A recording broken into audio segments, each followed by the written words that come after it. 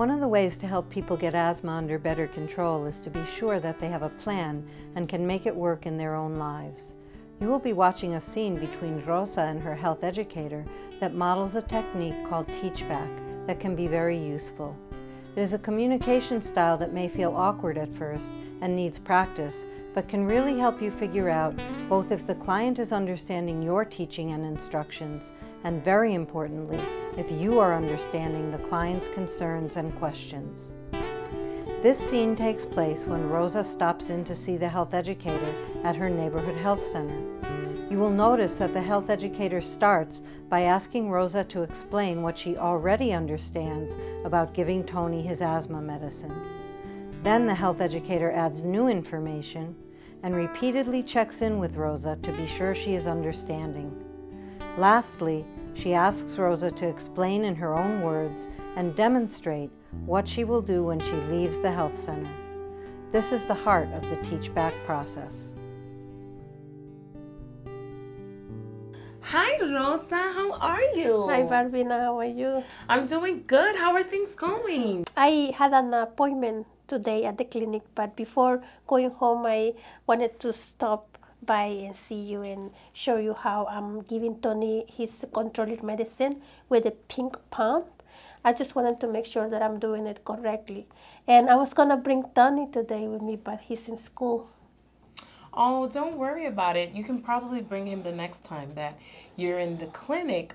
I remember how worried you were about giving him the controller medication and how we sat down and we drafted a goal sheet on what to do with Tony. So how are things going so far? He's doing great. He's sleeping better. He's not waking up with coughing so much, and he hasn't missed school. Oh, Rosa, that is fabulous. I'm so happy for you that you took this step. You're following your goal sheet, and Tony's actually doing really well. You're doing such a great job. Thank you. So why don't we get started by you showing me how you actually give Tony his medication. I have an inhaler. It doesn't have real medicine inside, but you can use it, so you can show me. And I also have a spacer that you can use. To be honest with you, I haven't been using this spacer with Tony. Okay. It's just that I don't understand why he has to use this, and I feel it's much easier without it. Okay, well, maybe I can help you understand why is it important to use this spacer. So take a look at how the inhaler throws out the mist. Does it go really slow or does it go really fast? What do you think? It's going pretty fast. Okay, so once Tony's taking the medication with his inhaler, the medication is going in really fast and it gets stuck in his mouth and in the back of his throat. So most of the medication is not going inside of his airways. So Tony's not getting all of the medication.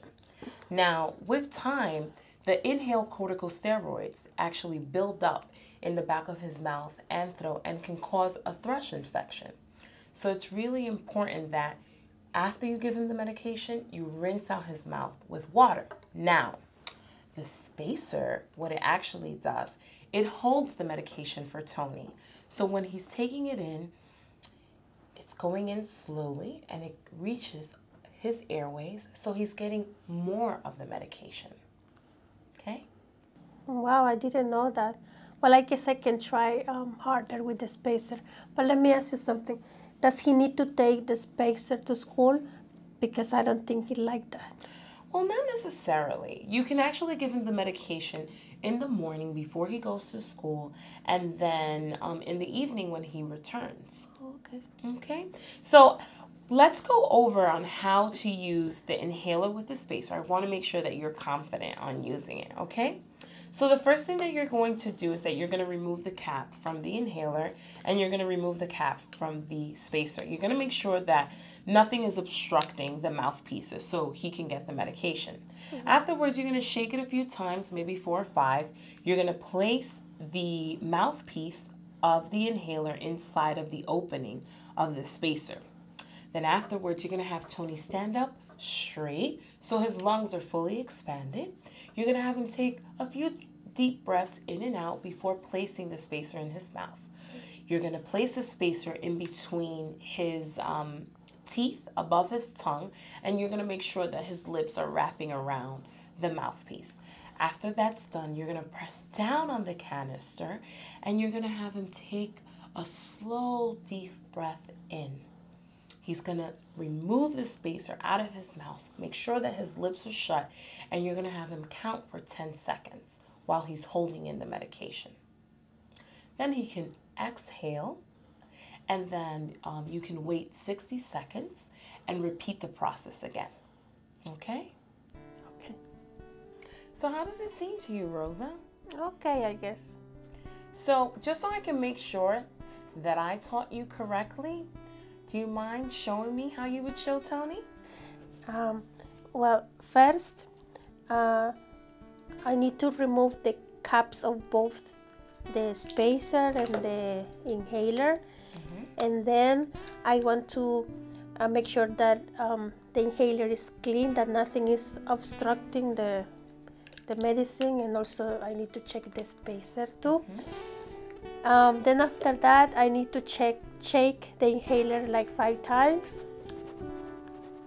After that, I'm going to attach the inhaler to the spacer like this. Okay. And then I'm gonna ask Tony to stand up, right? To stand up so that his lungs can fully expand.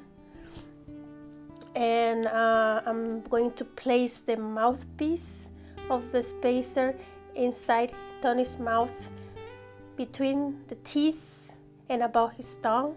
And I'm gonna make sure that his lips are closing, are sealing the mouthpiece of the spacer. After that, I'm going to press the canister once, actually 2 times, because he needs to take 2 puffs. And then and then I'm gonna ask Tony to take a deep breath, a slow deep breath. And then he can remove the spacer from his mouth, and then he's gonna hold his breath for 10 seconds. I can count for him up to 10 with my fingers, and then he's gonna exhale. All right, Rosa, what a good job you did. You followed all of the steps. Only thing that I wanted to point out to you is that you want to do 1 puff at a time, and you want to wait 60 seconds to give him the next puff. So you have to repeat the process again. Oh, okay? But you got all of the steps correctly, so I know you can do it.